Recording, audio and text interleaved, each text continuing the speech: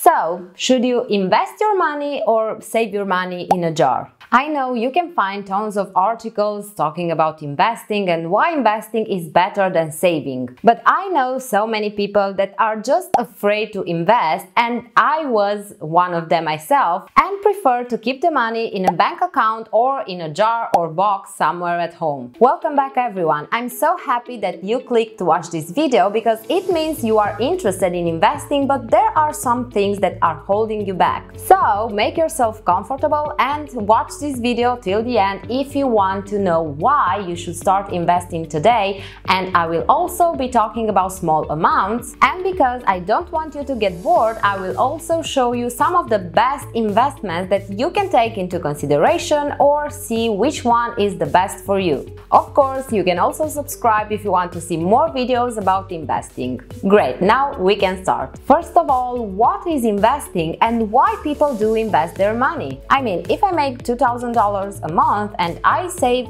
$2,000 each month, after 10 years I will already have $24,000. And probably I will also have a pension, so why would I risk those money? Well, investing has to do with money, and the single goal is to make more money. What if instead of $24,000 you could have more than that, let's say double or even triple? The goal of investing your money is to make more money, because unfortunately money can't reproduce automatically if you keep them hidden in a bank account or even in a box. Money must be put to work, and the best option to do that is to invest. So when you decide to invest, you buy something that you expect it will bring more profit. Now you may be asking, when is the perfect time to invest? Should I start now, or should I wait, or should I save more money because I don't have so much money to invest? Well, you should have started yesterday, but today is still a perfect time to start. Of course, younger you are, better it is, because the earlier you start, you can create more wealth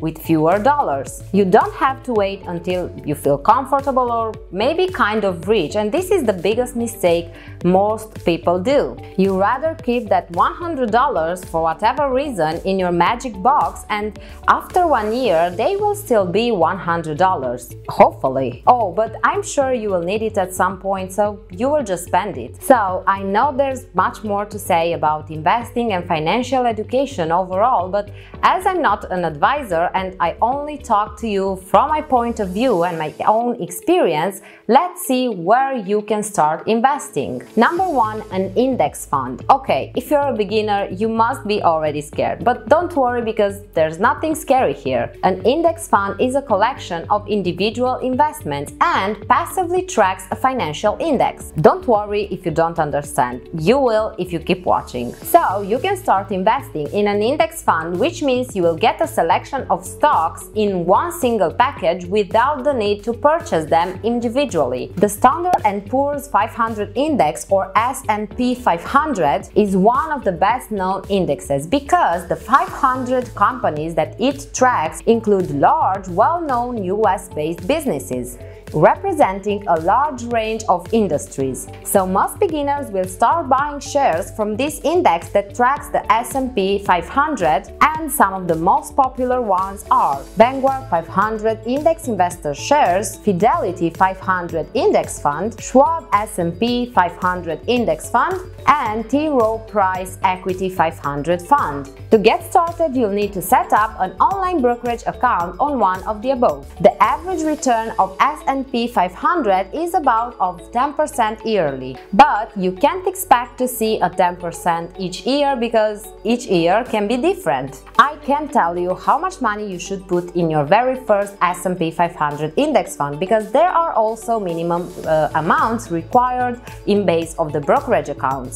But the real key is to make investing a constant thing and not a one-shot deal. For example, you can put $10 a week or $100 a month or any amount that you can afford. That money will appreciate and will grow with the overall economy. Number 2, a 401k plan. 401k plans are offered by employers to allow their employees to set aside money for their retirement on a tax-advantage basis. Instead of contributing money throughout your career to receive a fixed amount of income when you retire, a defined contribution plan involves contributing a set percentage of your compensation. If you want to open a 401k account, you need to join a plan sponsored by an employer you work for. However, if the employer is yourself, then you can open yourself a 401k account. If you are not sure if you should go for S&P 500 or a 401k retirement plan,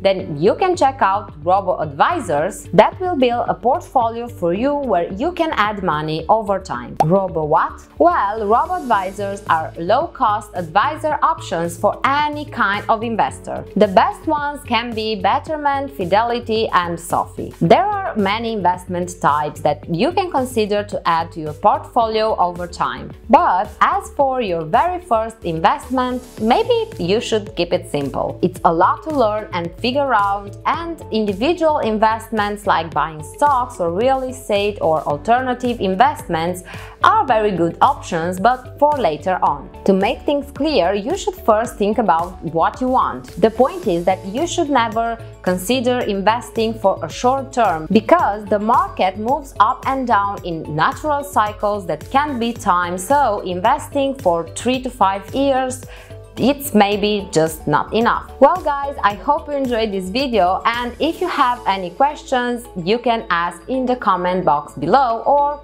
you can also just say hi. Remember to subscribe if you're new here. Thanks for watching, have a great day!